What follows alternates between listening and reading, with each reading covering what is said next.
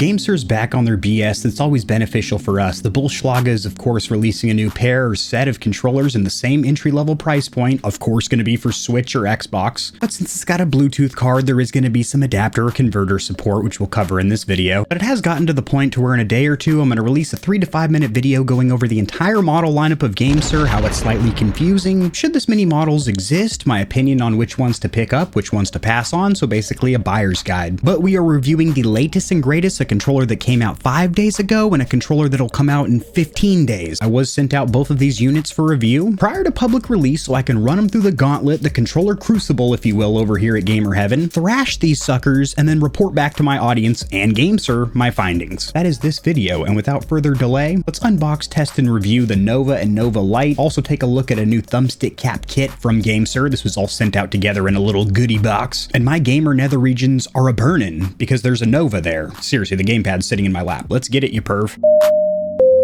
This is your controller captain. We've reached 6,900 feet. Go ahead and start flicking the sticks and mollywopping the back paddles. You don't like back paddles? How about those rear buttons? We've tested almost 100 custom and premium controllers, and we're only at the beginning. You need a thumbstick guide or a tutorial on how to overclock your controller? Check out the controller playlist. Bing bong. Controller captain out. I want to start this video with the differences between the Nova and the Lite. This can be a little bit confusing, the reason being there is no chart breakout or diagram comparison on the manufacturer's website or on the Amazon listing. Luckily, I was provided a little table or chart in the email from my point of contact that sent these controllers for review. So you're going to see that on screen now, and it is incredibly beneficial, but quickly, I just want to talk about what the differences are. There is no RGB on the Lite, which I think is a fantastic feature to strip if you are trying to have a budget or entry-level controller, considering a lot of users just turn off the RGB to save battery life, and it's a feature that it really isn't necessary. The Nova Lite also does vibrate in the palms, but it doesn't have the trigger vibration motors. And there is an $11 difference, $25 for the Lite and $36 for the full-blown Nova. There is also a color difference as the Nova comes in white and this really cool neon teal. I'm a big fan of that. And the Nova Lite comes in white and then this night blue, which I think also looks pretty sassy. The Lite launched on March 10th of this year, 24, and the Nova is coming out the 30th of March, 2024. A couple more differences that aren't mentioned anywhere, but I'm going to mention them right here. There is a dongle, a 2.4 gigahertz dongle with the cheaper version, the Lite, but not the full-fledged version, which limits you to wired or Bluetooth for connectivity. Also, there's 2 rear buttons on the Nova, which can be remapped on the fly and have 12-button macro support, and there's nothing on the ass end of the Lite. Now that we know the differences between the two models, I want to talk about the similarities because there are a lot of shared features, which is impressive because one of these bad boys starts at $25. Both of these controllers do sport magnetic Hall effect thumbstick modules that perform identically because they are the same exact modules. Overlaying my testing in GPT or gamepad tester, and I always like to have a good knee slap and chuckle with my audience every time a controller is only for Nintendo Switch and PC, because of course a baked potato's gonna work with a computer, a pager, your mom's diddly bit in her top drawer. You can push driver support for friggin' anything. But these companies always say multi-platform compatibility, which to any gamer makes you think, oh sick, I can pick up this controller, it's gonna work on my Xbox, my PlayStation, my PC, my Steam Deck. In reality, IRL, you're just getting that old Switch tablet supported computer, of course. But with the use of converters or adapters, you may have Xbox or PlayStation support. More on this later. Neither of these controllers work on Mac. They do work on iOS, but not Mac OS, but they do work on Android. So if you got a tablet or phone you're trying to do some mobile gaming on, make your mobile gaming experience a little less portable by adding a controller to the mix. And both of these controllers do support motion control, so tilt, shake, rotation, good old 6-axis motion sensing, and analog triggers, which you rarely see on Switch controllers and really isn't necessary because, well, all Switch games are just programmed to be a button, an on-off, 0 to 100, because that's what the standard controllers, Joy-Cons, and the Switch Pro controller. However, if you are going to take the Nova and Nova Lite over to the PC as well, then you can make use of those analog squeezy triggers, being able to modulate the throttle and brake by squeezing at a certain amount. But when you take it to Switch, games just sense that you're either pressing the triggers or not. I have been racking my brain and busting my noggin trying to comprehend how GameSir is able to offer controllers this cheap and then also include a hard carrying case. They've got to be selling these bad boys at a loss or something. But yes, even the $25 gamepad with magnetic Hall effect thumbstick modules does come with this this nice smoked hard plastic case, which I love to see. I would recommend storing your controller in here, even though you do not have potentiometer thumbstick modules, so it doesn't matter as much to keep dust and debris out of them, because there is no physical components of Hall effect thumbstick modules, just the breaking of connectivity of magnets, sensing that you're moving your thumbsticks. Yeah, there is a recentering spring, but dust ain't really gonna F you up there. We are also gonna be looking at these universal thumb grip pack from GameSir. This is the Lapis, as in I just had a whole glass of water and I gotta go take a Lapis before I start the video. There's some text on the back if you want to pause and read it. The Nova Lite has this undyed cardboard, a little bit minimalistic, simplistic, no real included accessories, not even a cable, but you do have the case, so that's an accessory. God damn, looks slick too. Got a little bit of citrus in there, tangerines and mangoes in there, my God. In this plastic baggie, you're gonna have a really weaselly 1-foot rubber USB-C cable, not microfiber or braided, no Velcro tieback that stays connected, no dust cover. It will work for charging, but if you're trying to go wired on the PC, you'll probably want to use something a little bit longer and nicer. And as with all other GameSir controllers, you are going to have this little guitar pick, which is the quality control pass placard. Then you're going to have this placard with their socials if you want to brag about how cool their controllers are, or if you have any complaints, take it to customer support. And they also have a Discord. And the actual instruction manual pamphlet or brochure opens up like an accordion and then takes up half your room. GameSir, this is an issue I've mentioned on about 6 or 7 controller reviews, so I'm going to actually start docking a half a point on every concurrent controller that I test and review that still rocks this instruction manual, which is longer than my nose.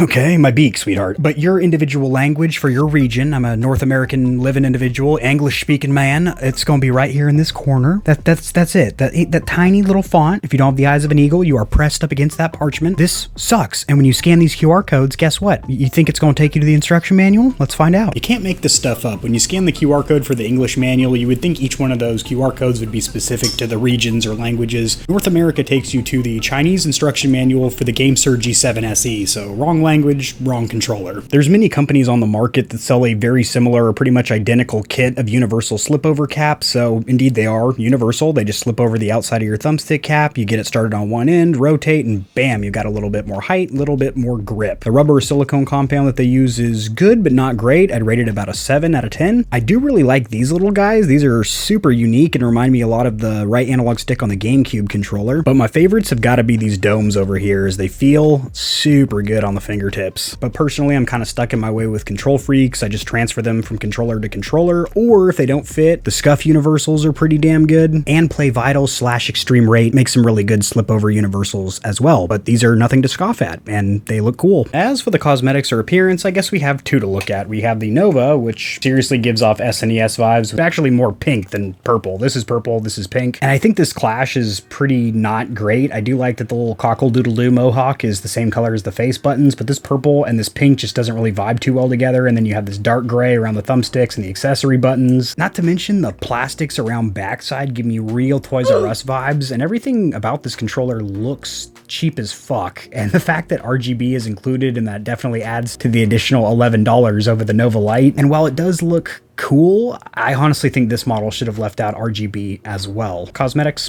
5 out of 10. As for the Nova Lite, it looks a lot like the Stadia controller with the colored thumbstick bases, but this is more orange, not even burnt or caution, just like straight up bright ass neon orange. Looks pretty sick. This controller also suffers from cheap ass back ass syndrome, just like its more expensive comrade between my legs. But overall, this is so bland and boring, it put my dog to sleep. I'm gonna go ahead and give it a 4 out of 10. As for the ergonomics or comfort, the shape and shell design, the dimensions are identical, so the only thing that's going to change comfort amongst the two is going to be the fact that Nova has rear buttons, but they are sunk damn near flush with the rear shell, so it really doesn't cut negatively into comfort at all. Both are pretty damn comfortable, but I will say the plastics are the cheapest I have probably ever felt on a gamepad, which I'm not busting their balls or tickling their scrot over, because if they're going to offer us a $25 and $36 controller with carrying cases and a dongle and magnetic Hall effect thumbstick modules, the plastics can be a little bit cheap, for God's sake. But it does though. It feels like a toy. As for perceived build quality, it is unlike previous GameSir controllers, which usually feel pretty damn buttoned down. These feel seriously cheap, but I will cut them some slack because they are seriously cheap, impressively budget controllers. But the plastics, I don't know if you can see it, feel thin, cheap,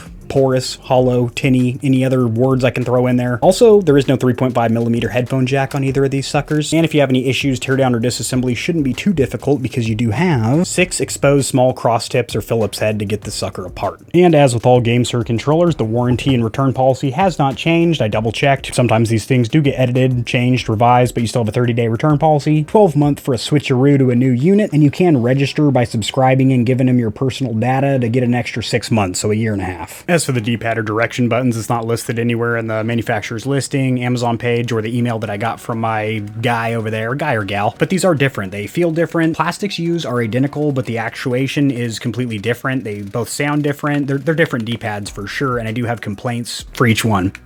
Oh, if you press down the light in the center where there should be a little dome or swivel mechanism, it's quiet there at each one of the 4 points, but right there in the center, check out this sound. And you actually get that in gameplay when you're trying to do roll-offs or direction changes as well. Now over here, you do not get that with the Nova, but roll-offs and diagonal inputs are way harder. And it almost forces you into one of the 4 gates. So I had a hard time getting comfortable with either D-pad. Because of that, I'm going to give them a 3 out of 10. 3 out of the 10. As for the face or action buttons, both were a membrane design, so there's a rubber plunger mechanism underneath that front faceplate. Also, they are the exact same spacing, size, dimensions. Everything about these buttons is identical except for the cosmetics, black and gray over here, pink and white over here. The surface plastics, while looking and feeling incredibly cheap, in fact the lettering is already starting to wear off of this sucker and I've only been button mashing on it for a few days, I do have some praise for it. It feels really good on the fingertips, doesn't reflect light or collect fingerprints, smudges because they're not glossy, they're also super flat, not rounded, which I definitely like, but they are really close and small, and it's a bigger deal on the light because you're not going to be able to rebind 2 of the face buttons to rear buttons like the Nova. So I'm going to go ahead and give the face buttons on both a 3 out of 10, repeat a 3 out of 10. They're not obnoxiously loud, but awkwardly enough, I don't understand this at all. It is quieter in the light, noticeably different sound.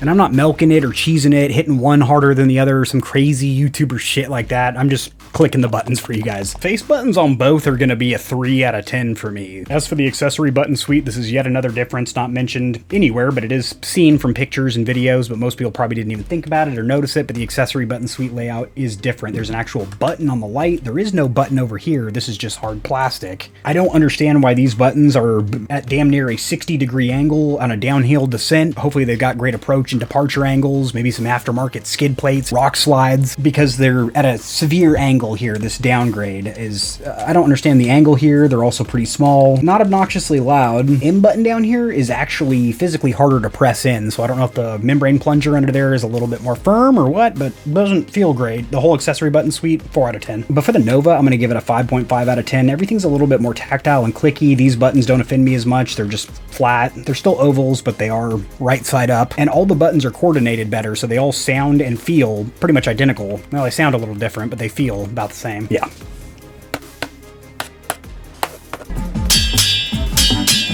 Now as for the sticks, it's definitely a selling feature of both of these controllers, considering we have a $25 and $36 controller with magnetic Hall effect thumbstick modules that aren't anti-stick drift as all of these manufacturers would like you to believe, but they are far less likely to get stick drift for you over potentiometer thumbstick modules because the only point of failure in there, probably sound like an old broken record because I've said this a couple of times, is going to be the recentering spring, which can lose tension on you because these are spring loaded. That's what gives them the feel of a potentiometer thumbstick where they snap back to a neutral position. Those can lose tension on you over time, which is more likely if you have a decreased tension thumbstick module. And another note that isn't mentioned anywhere else, but I'm going to mention it here, is that you do have anti-friction rings on the Nova, but you do not on the Nova Lite. However, it doesn't make hardly any difference because the plastic around the thumbstick gates is also quite smooth. Yeah, it's not like you're brushing up against a rough faceplate over here, so it's great that there's anti-friction rings, but it's only marginally smoother. You can see that the RGB rings are actually on the outside of the thumbstick gate, so it goes thumbstick gates, and then the RGB rings on the outside of it. Interesting design.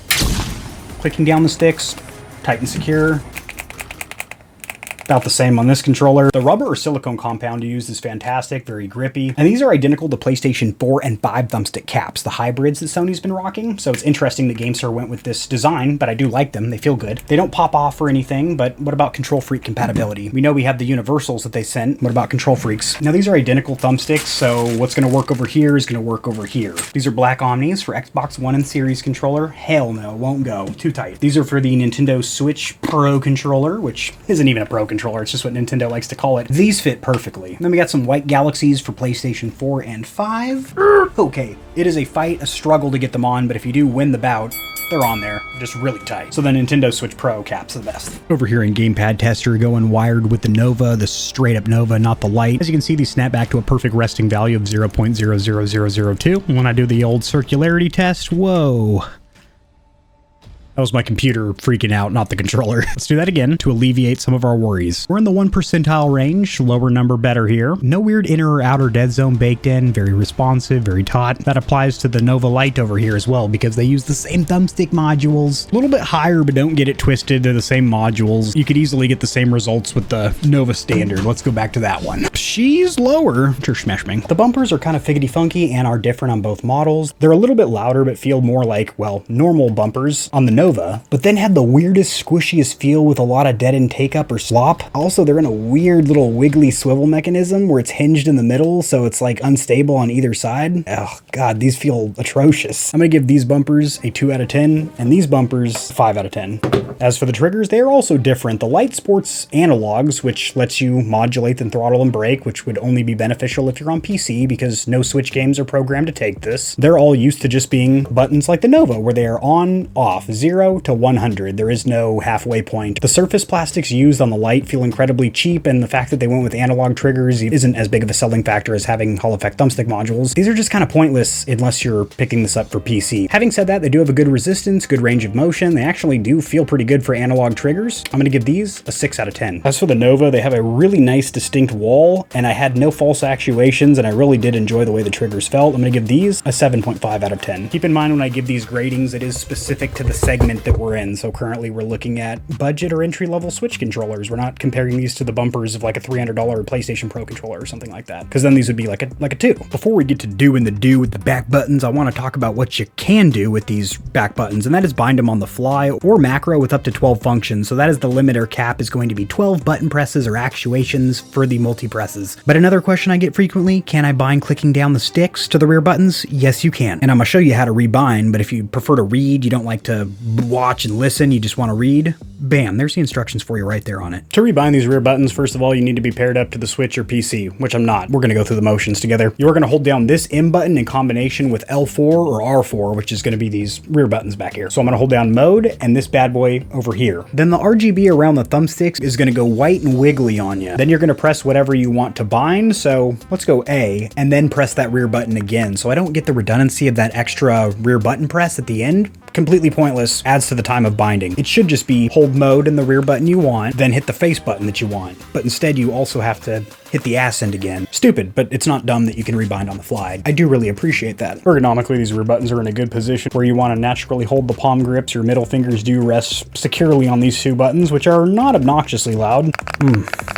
But they're not very quiet either. Surface plastics feel atrocious on the entire back shell, and that definitely extends onto the buttons. But ergonomically, these are great, and I'm glad they're on a $35 controller. 36, I'm sorry. I'm gonna go ahead and give these rear buttons a 6.5 out of 10. The next thing I want to touch on is gonna be the stick and gyro calibration. These aren't calibrations that you should just do for the heck of it to get your controller running better than it was out of the box. This is if you're having an issue, then you should recalibrate with these steps. Both of these controllers are polling rate locked at the board, so overclocking is out of the question, whether that's through the manufacturer's software or through the nitty-gritty methods of the Lord of Mice overclocking software. But we're going to go ahead and get our input lag or delay test, and you are going to see a very not only respectable but impressive 2 seconds of input lag or delay on a 500 hertz stock clock. That was super weird. It started out around 4. Yeah, that's so weird. It started out at clear as day, 4 milliseconds. The turbo kicked in, you know, spooled up. We got a little turbo boost here, and then it drops down to 2. Let's run that again. Astonishing. 0 outliers, that's as clean as a test as you can get, and this is the kind of numerical data you can scroll through manually, the stats, the data that you can get in X input tests as compared to Gamepad LA or other software programs like DS4 Windows, which show input lag or delay, but in a very rudimentary manner. Here we can scroll through the numbers and be like, I was at 4 milliseconds, and then lo and behold, then it gets down to 2, which is super weird. Because of that, it definitely does jank up your consistency. Instead of the minimum and maximum being between about 0.9 and 2.0, you've got all those 4 O's in in there. Jitter, a little bit higher as well, but I would deem the polling rate 500 hertz for 2 milliseconds of input lag or delay. I'm gonna watch this closely though, because this is funky. How about the other one? Whipping and dipping in a circle, you're gonna see 2 milliseconds, and this time it actually started at 2.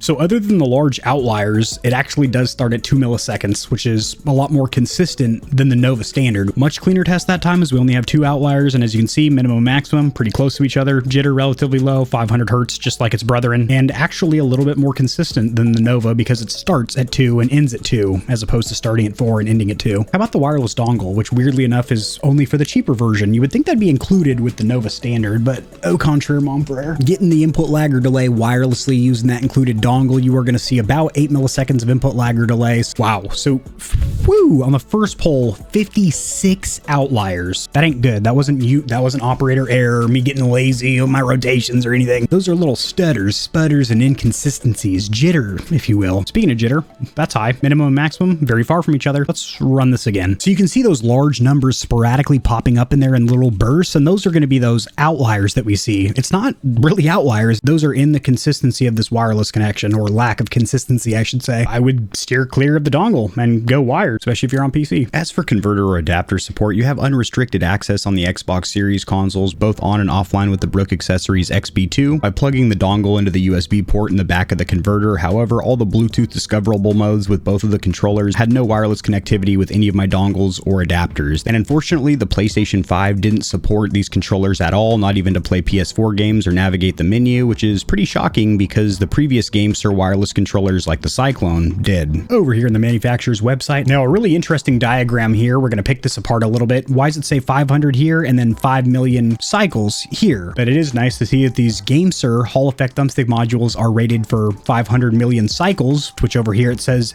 never drift.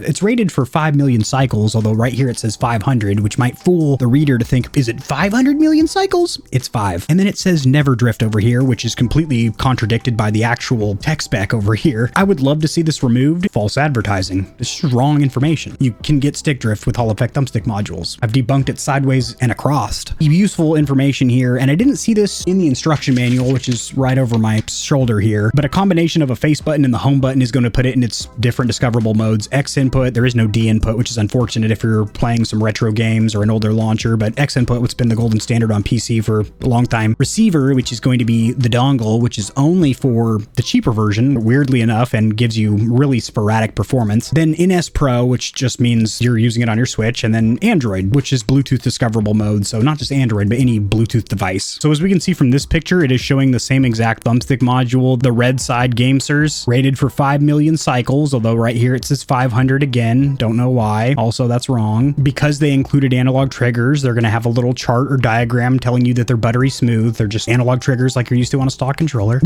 And then this also should be revised. I would like the words low latency removed from this placard, because that is, again, false advertising. I wouldn't deem 8 milliseconds of input lag or delay low latency for any platform. Also, by holding down the mode button and a combination of the D-pad, clicking down the sticks, or the face buttons, you have a ton of control on the actual board, which is super sick. And I didn't see this diagram for the full-fledged bad boy. Yeah, that's not available on the full-fledged bad boy, just the Lite. So an additional feature you get with the Lite. As for the pros, cons, and verdicts section, this is going to be handled completely differently because we're technically comparing two controllers, reviewing them together, but I'm comparing them. Which one should you get? Which one would I pick up? The $25 joint or the $36 joint? Is the $11 worth the upgrade? And the simple answer is going to be no. Furthermore, GameSir has put themselves in a very precarious position where it's virtually impossible for me to recommend either of these two models except to one demographic or group of gamer, and that is the utmost broke gamer. Not just like broke, struggling college kid, not like I got a box of ramen in my pantry, that's all I can afford, but I mean, you're looking on Amazon for, you're filtering by what is the cheapest gamepad with Hall Effect sticks that I can buy. And that was the mission that GameSir had in their crosshairs when they designed these controllers. How can we approach this to where we can offer the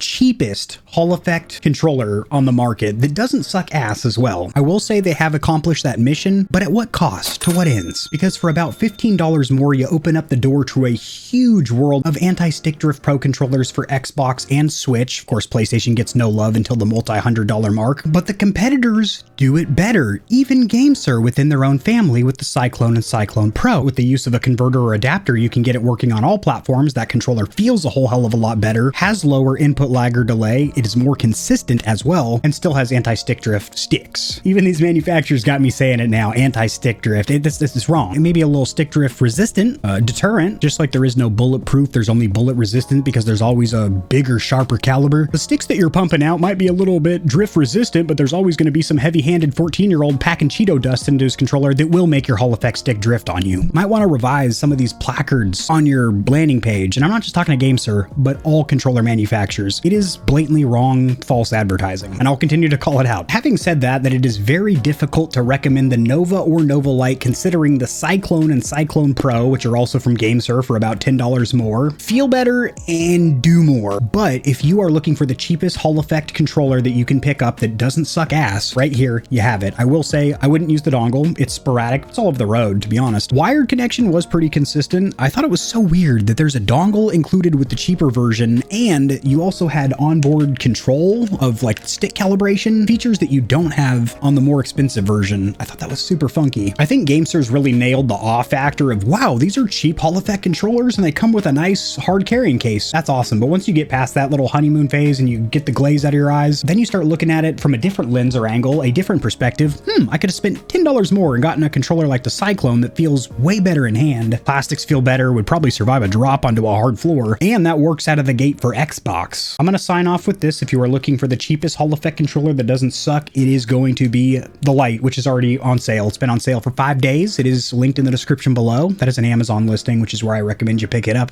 In 15 days, you can pick up the GameSir. Look at that trigger discipline right there. The GameSir Nova, but you might be burning yourself with this Nova. You might be scalding your fingertips. You might be better off with the Cyclone. Or take it back a little bit old school, not really, because these GameSir models have been launched back to back to back to back to back. But the G7 and G7 SE, phenomenal controllers, still get an utmost recommendation from me. But GameSir is going to continue to fill out the most robust, now quite oversaturated, budget to entry-level wireless controller with Hall effect stick. They've got it cornered. They've got it ransacked. They're linked in the description below. Drop in the comment section below what you think of these gamepads, and I will see you Stallions and Stallionettes tomorrow. If you enjoyed the video, liking it helps it to get seen by more gamers, so this information will reach and assist them as well. Much like the back of the TV, I've got plugs for all of my socials down there in the description below. And your wallet will greatly thank you if you check the description, because there are exclusive discounts on a ton of products, including controllers, KontrolFreeks, keyboards, mouse pads, clothes, and energy drinks. And keep in mind that you, the viewer, keep this channel running. The more Stallions and Stallionettes trotting around the stable, the better. So mollywop that subscribe button like it owes you money, and we'll have the same amount of fun tomorrow.